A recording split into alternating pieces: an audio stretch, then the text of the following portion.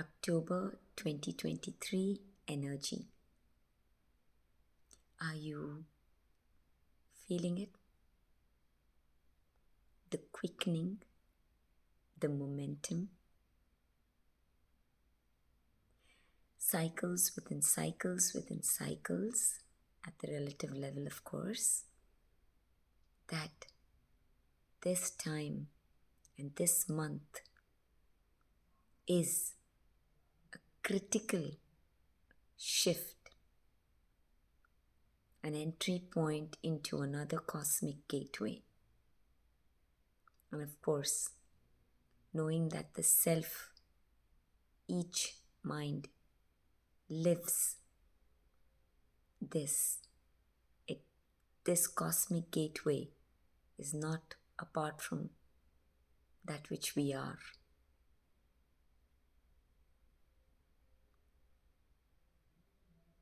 Much happening this October with the eclipse. Right? These eclipses come in generally pairs, and so we have two happening. The first one is the new moon, annular solar eclipse. And as we know, the new moon is all about new beginnings, and solar eclipse is all about the masculine energy facing outwards, a very projective kind of energy. So there's this thing that the eclipse energy is beginning, which that can already be sensed, which is kind of raring to go. As I've shared this before, everything that happens at this level, at the relative play level, naturally is felt in the body. The body, the psychological I, mind, and the world. This phenomena is one in the same paradigm of linear time-space concepts. The experience of subject-object that allows consciousness, that which we are, to experience this way of playing as if things are separate. So I'm speaking, sharing in that context. So the solar, so we are feeling that. And then of course, after that comes the full moon lunar eclipse. Lunar again, the moon we know is deeply connected, affecting the human psyche. And full moon especially is a time that heightens that aspect of the energy that is predominant and alive in the body and mind. So this is kind of key, because at the level of energy relatively, we are constantly, change is our nature. Change is nature, constant change. Nothing is static, and therefore what seems static at the level of the body, we know that it's constantly changing. So it's never one energy, because we are constantly evolving from the subtlest of the subtlest levels. And that's why the gross level masculine dominant mind doesn't even catch it, doesn't even sense it, right? And that's why when we are leading as the intellectual mind, the experience is at some level, this whole experience of the gross level is as if from our senses, 5 senses, that things are static. When there is nothing that is static, we know that. Changing. So at the level of energy as well, one perspective, right, is to look at it that's nothing. There's sattva, there is rajas, and there is tamas.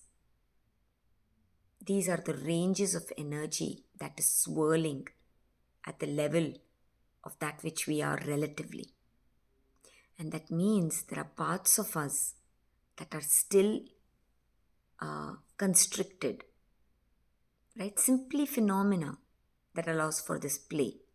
This allows for the unfolding of the becoming, right? So what is in tamas are those beliefs that keep us still bound in that sense, in the experience of as if we are limited. Then there is rajas, right? And then there is sattva.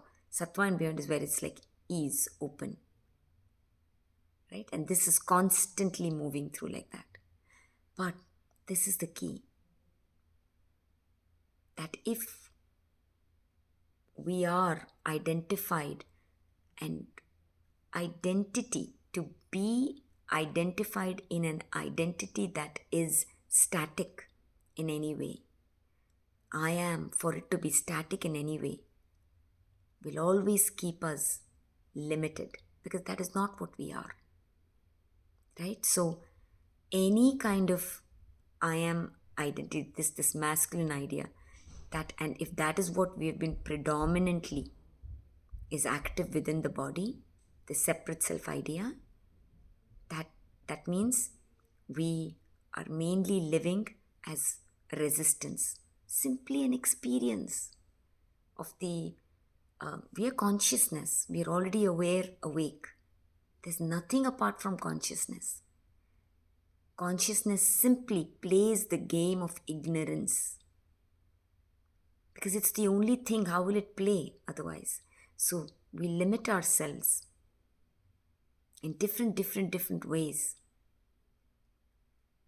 for this experience.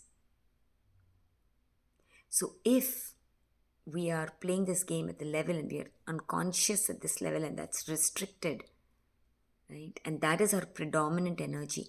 The full moon heightens that energy that is most predominant in the body mind and including the world. That gets heightened, right? Because body, mind, world, personal, collective, universal, all same. The theme, the underlying theme is the same. The surface level nuanced differences are uniquely experienced on different topics in different ways. But the theme, the thread that runs through is the same. So that will show up. That always happens during the full moon, right? And that's why everything serves when we are aware as we can be, just to be, right? Every time we are at ease, that level of awareness is higher. And then that allows naturally for deeper sensing and seeing of this phenomena. So that's the invitation for October. Now, when we are identified very much with the doing mind, that is the doer, that at some subtle level still carries the belief, I am the doer, does not see that everything is one that is simply happening, the doing is happening. The personal, separate self psychological idea comes in later, and therefore lives the third dimensional, the third density, personal, body mind world experience, unconscious separate self, as if I am separate from the world and my life, and I do. Right? If we are identified with that kind of personal doing and we've been conditioned in that, simply play. Right? If we are still steeped in that, I just want to name this for October especially, and through this time of transformation that's happening, we will feel that as an angst, because everything is already happening. That is the nature. But at the level, if everything is happening at the level of experience, if we are identified with the masculine this thing and we are moving as resistance, our experience will feel that angst, that feeling, because there's like a momentum. And I just want to name that this eclipse, the window between eclipses, hold this powerful energy. It's like a leaping point. It's like this wave rising. Let go and we will flow. Because that's actually what is happening. It's one consciousness rising. How will it be experienced by each individual depends on the nature of the mind. So that's why the invitation. That's why these words, simply to point that the person is an illusion, it's not doing. And to stay open to the seeing of that. When it's not, it senses that within, and that's the peaking, that I say, peaking of the seeking phase. Natural phenomena.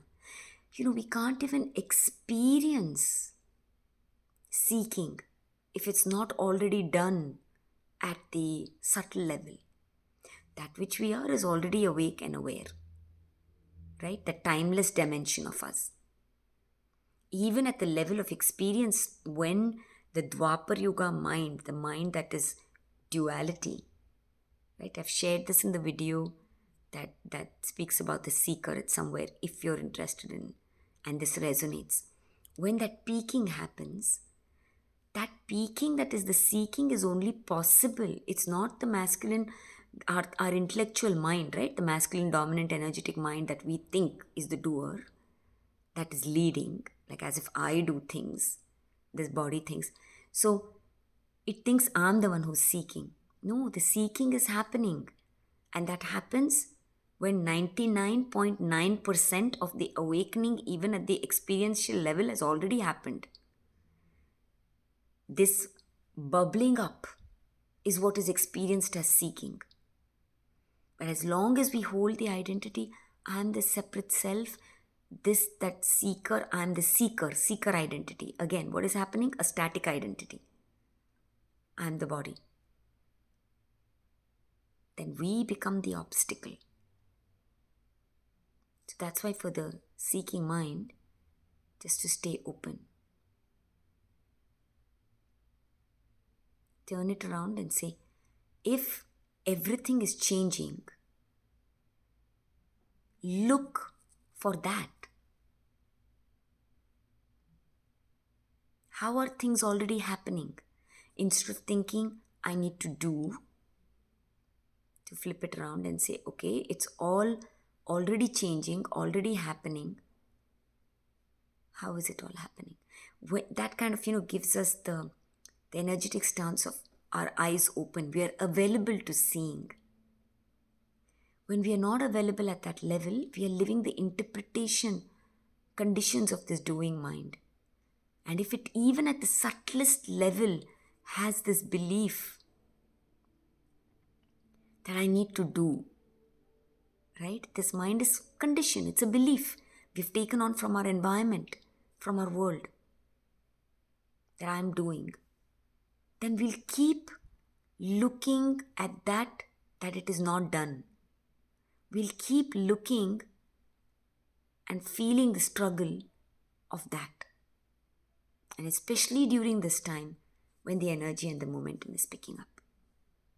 So that's the invitation, if it resonates, for the separate self. If you're thinking in the mind and feeling the angst, celebrate. You're feeling the angst actually because it's already done.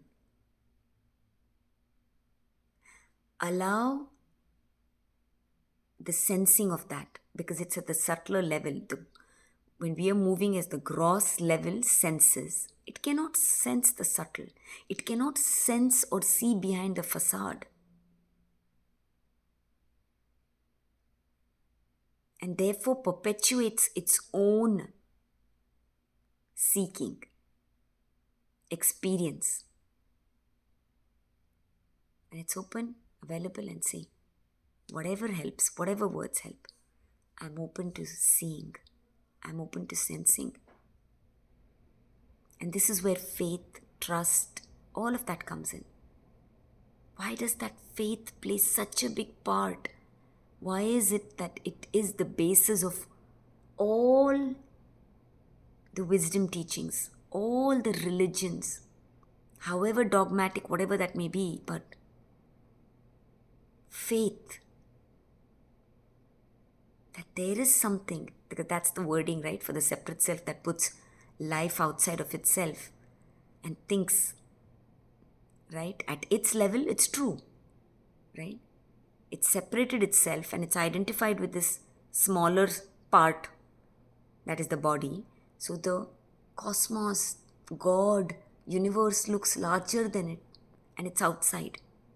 So that's why faith is important. It says, there's something higher than me, something larger than me. That, what does faith do? That allows for the energy of the body to not be holding tight. It relaxes.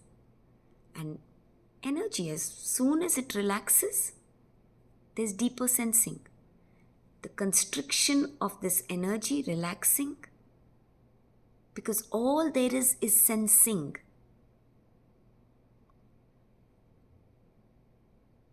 This is nature of mind.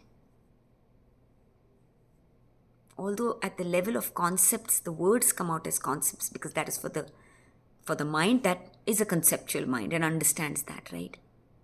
There are no thoughts. There are no objects.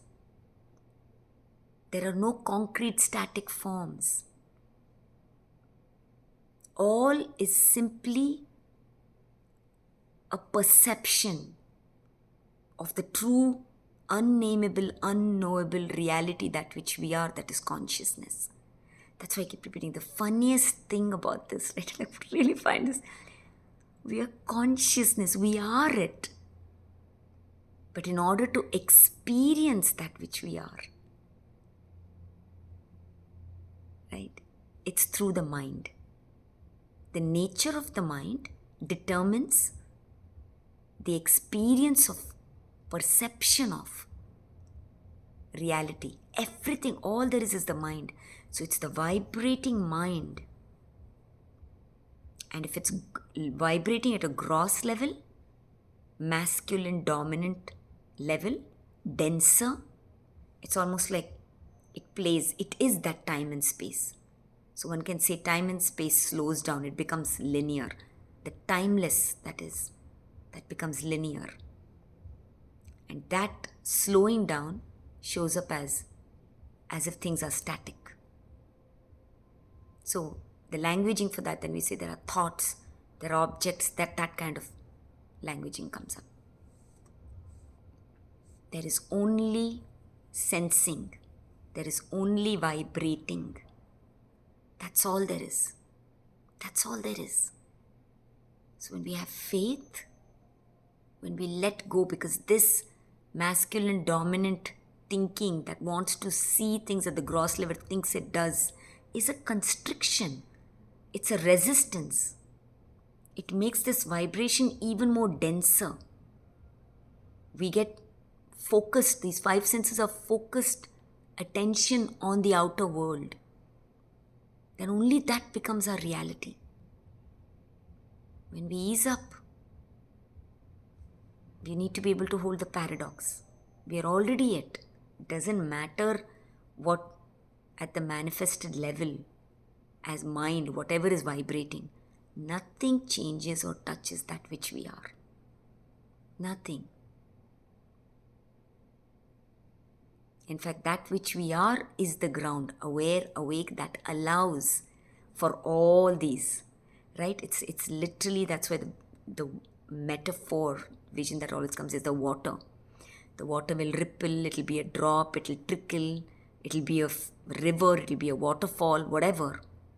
But the water itself doesn't change.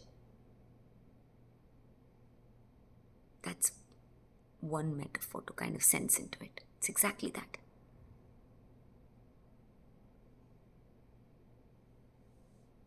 So kind of sensing into that. So as this momentum picks up, transformation is already happening. How we will experience all there is to this, why so many words? All there is to mind is experiencing. I am is pure experiencing at the level of becoming.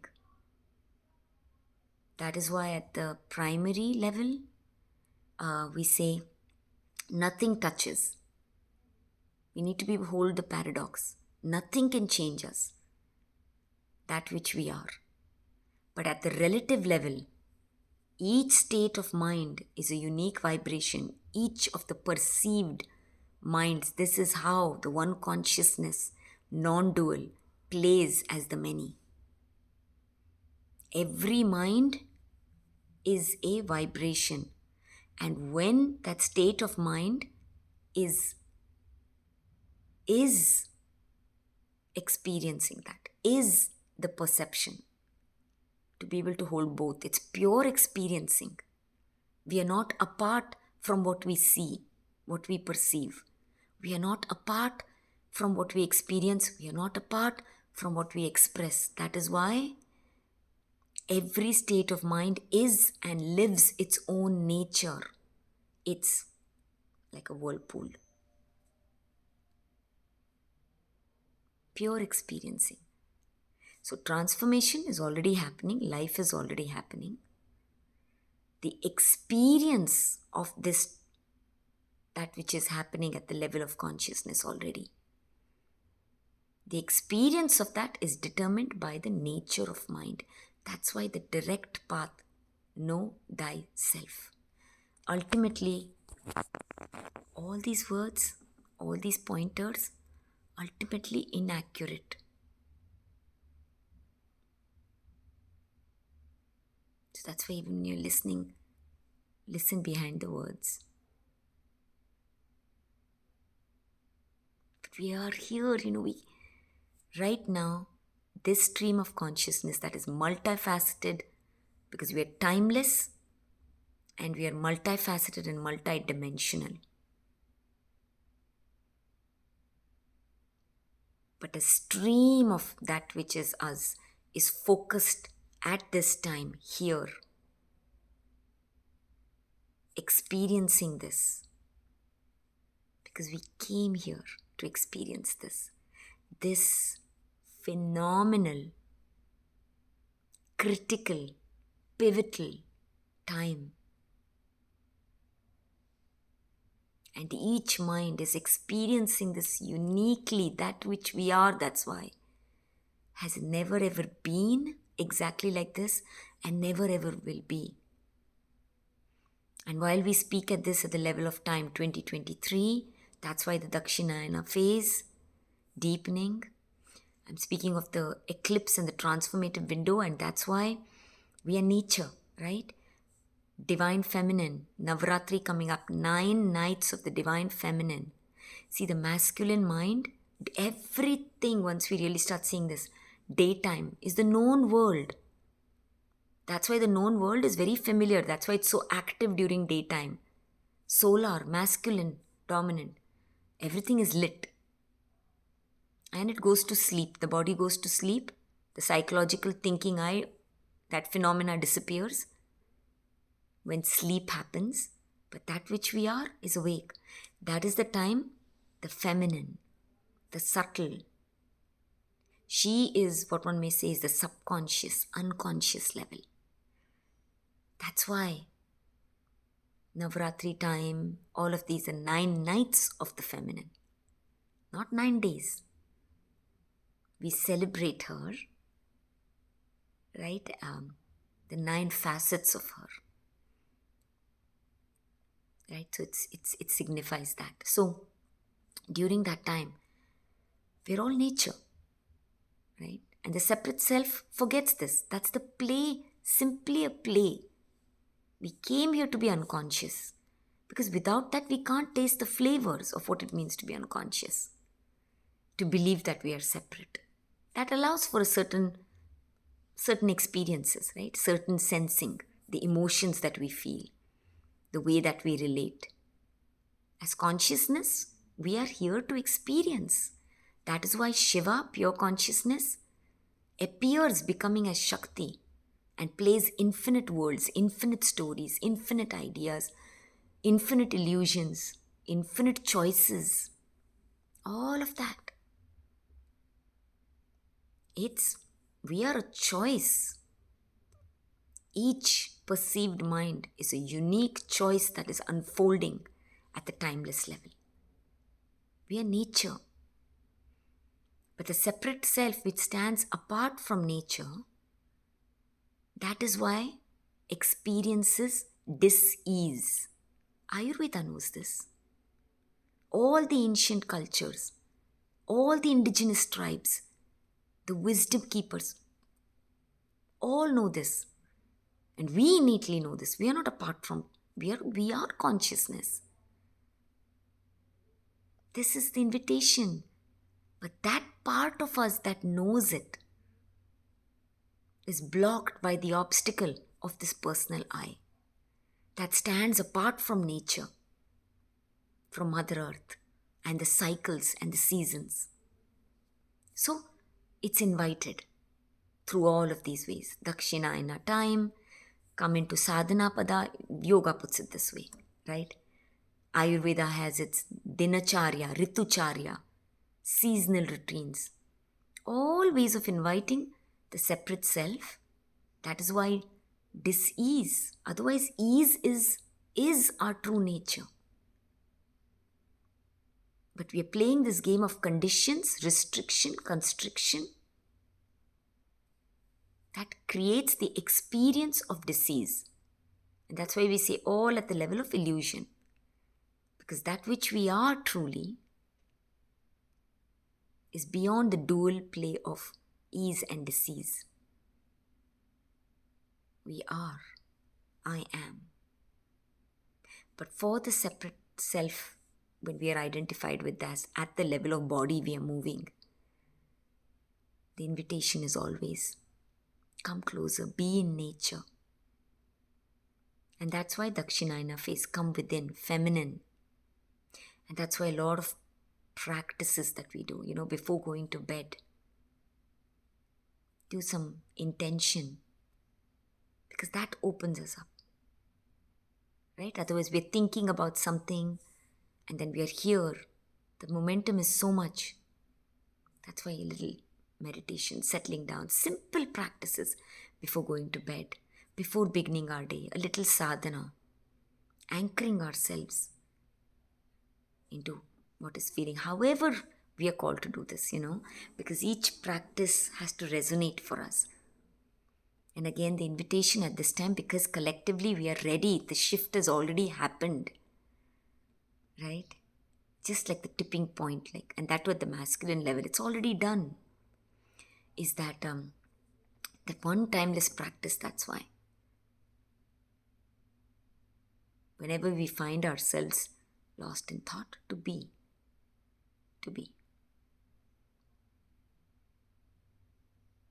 That is why this requires the level of faith for the separate self, even conceptually, right? That allows it to let go in that sense, to allow life. And then when we align with nature, then we flow. Our experience naturally, then we have a deeper sensing. We know we are nature. It is deeply sensed. It doesn't even need to be worded. We know that this body belongs, this whole experience belongs to this plane. This body, this psychological I, this is born from Gaia, Bhumi, Mother Earth. That's the invitation of this time. That's the invitation of this time. So, relatively then speaking at this time, there's this feeling of this energy, like this momentum is picking up, a quickening is happening.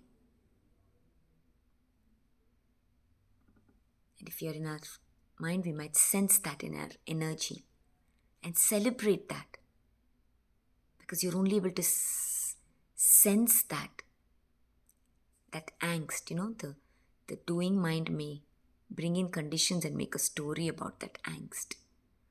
What it really is a deeper sensing that we are sensing of this transformation that is taking place at the relative level. Truly a time of celebration. That is why we are here. And the known mind That is the masculine mind, that is intellectual mind, that lives and is for the world, right? It has this thing.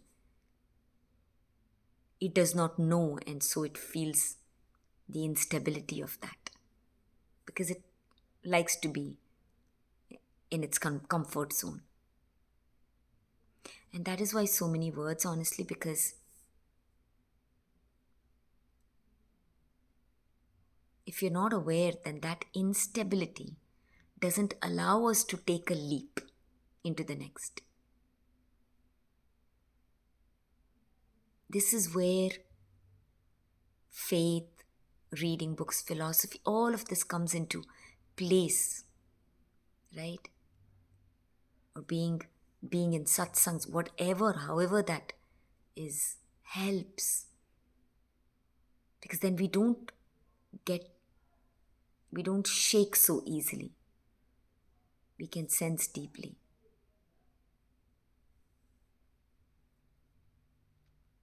I also want to name something for the separate self, which I've mentioned in my meditation video that often comes up. To be aware of, that's why the narratives of other minds, any mind, because as I've shared, every state of mind is only expressing from its own experience and is a ratio of that is that which is conscious and unconscious. We're constantly evolving.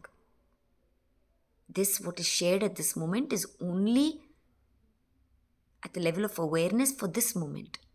Tomorrow, more is seen, the so-called tomorrow, right? Every moment arising, we are evolving. That's why trusting our own resonance as we deepen into the age of Aquarius, the golden crystal age, the Sophia age, whatever we call that, right? All these, as we deepen into that, that is the call. We are each a unique, dynamic piece of the puzzle. The answer cannot come from outside. All those are just simply pointers. So, trusting our own knowing above all and moving to that. And that's why in the meditation video, that's why I said many comes up. What we have even read in books that have been written by a different state of consciousness, even if whatever the experts have written it and experience, they simply, and it was shared in that moment for a different level of consciousness. Where we are is fresh and unique. The dynamic of that is now.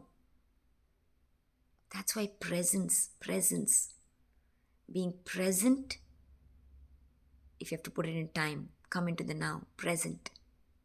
But above all, presence.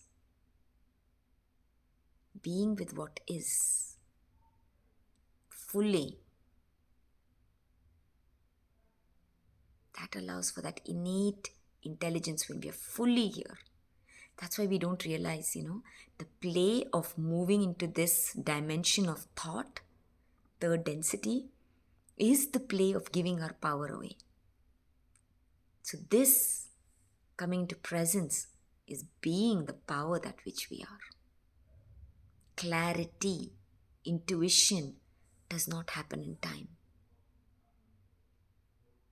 This was as well coming up because there is nuances to this, and this is shared always in context to what has been simmering in the field. So take what resonates. Not everything is for every state of mind. So when we say even surrender, the doing mind that lives in linear time thinks surrender happens as a practice in time. Surrender cannot happen in time. Surrender is the dissolution of the mind that lives in time. So surrender is now, here, presence.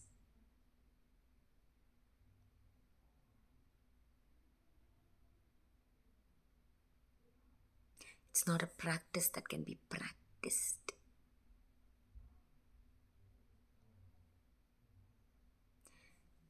So beyond all these words, Simple. Simply be. When we are simply being, there's a deeper sensing of the perfection of every arising moment, perfection of what is, whether at the level of the self or the outer world. It is perfect just the way it is for the unfolding of the next. It is perfect no matter what the top level imperfection that may be seen. It cannot be otherwise. We are life. All there is living, one, the non-dual consciousness.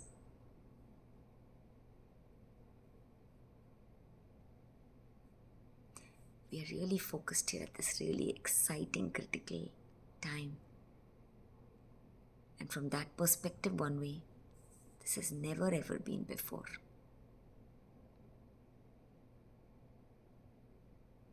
To be wherever we find ourselves, as aware as we possibly can be, at ease, again as possibly as we can be. Trusting. The way is through.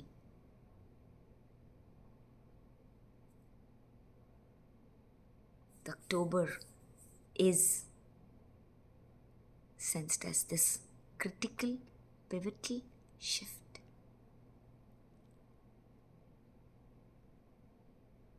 And as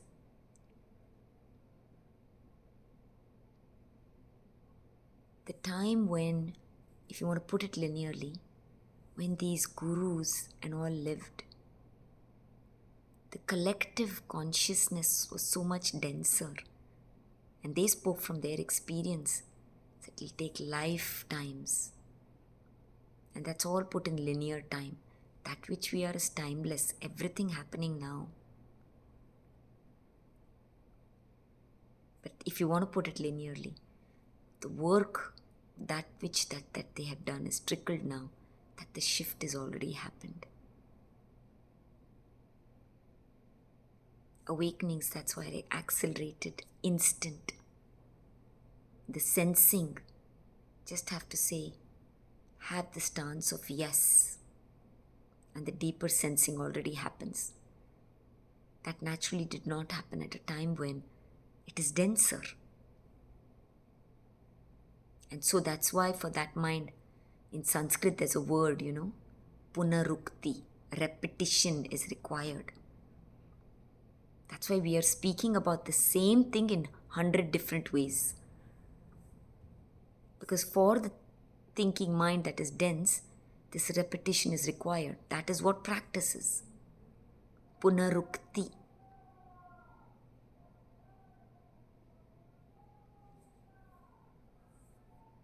That is why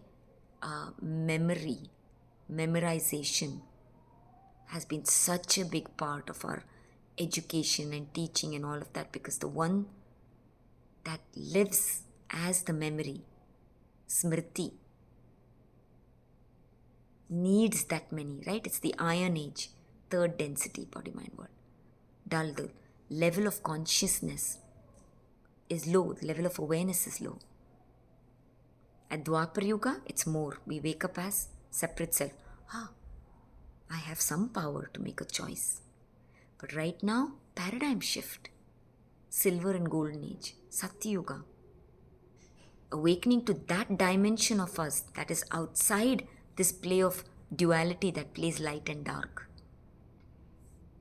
I am that which is playing and creating this linear time and space. I don't live in time and space. I vibrate, creating this experience of time and space. That allows for this play of dark and light, ups and downs, and the range of the emotions I feel in that. I'm energy in motion. And when I'm steeped in that, those are the range of emotions I feel. But the work that has been done by that level of consciousness, we are right now at that point, and the ability to see that which could not be seen by that we are already awake. Just staying open with a yes stance. I already am. And knowing that when we ask, it has to be. Because when we are a yes in that stance, the being state is a yes. Everything else has to be a yes. It is a reflection of that which we are. As long as we move as a separate self, resistance no, then we keep hitting against the wall. Everything seems no. So just simply as yes as possible. October energies and moving into the rest of the year. But eventually, every arising moment is that space. Being present, being presence. I am. Much, much love to living and celebrating this pivotal time. An awakened body, mind, world. Much love.